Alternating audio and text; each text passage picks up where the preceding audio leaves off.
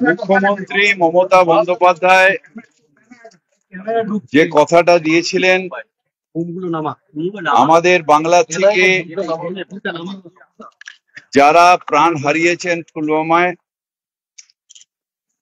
তাদের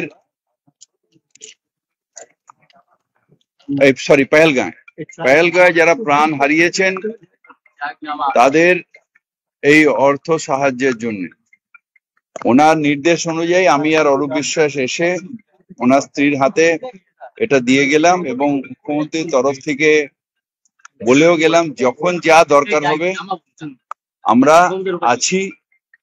আমাদের কাউন্সিলর আছে, অঞ্জন আছে, পল্লে আছে, আমরা সবাই এখানে আছি।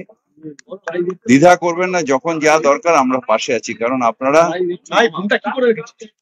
একটা অন্যায় হয়েছে আপনাদের উপর, এত বড় একটা মানুষকে খুন করা হয়েছে, তাই আপনাদের সাথে আমরা আছি এবং আমি আশা করব ভারত সরকার যোগ্য জবাব দেবেন।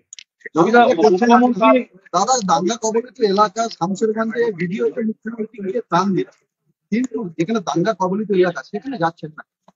দাদা, আমি শামশেরগঞ্জে না, আমি দাঁড়িয়ে আছি এখানে। আমরা এইটার শখের বাজারের কথা বলুন। আপনি হঠাৎ শামশেরগঞ্জে ওখানে মুখ্যমন্ত্রী আছেন, মুখ্যমন্ত্রী যেটা ঠিক আছে এখানে আমরা এটা নিয়ে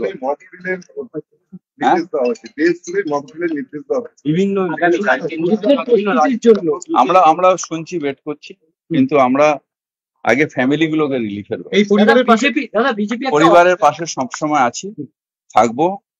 ওনার সামনে আমি বলে গেলাম যে আমি অরূপ দুজনে মুখ্যমন্ত্রী এই নির্দেশ দিয়েছেন যে পরিবারগুলোর পাশে আমরা সবাই আছি। বিজেপি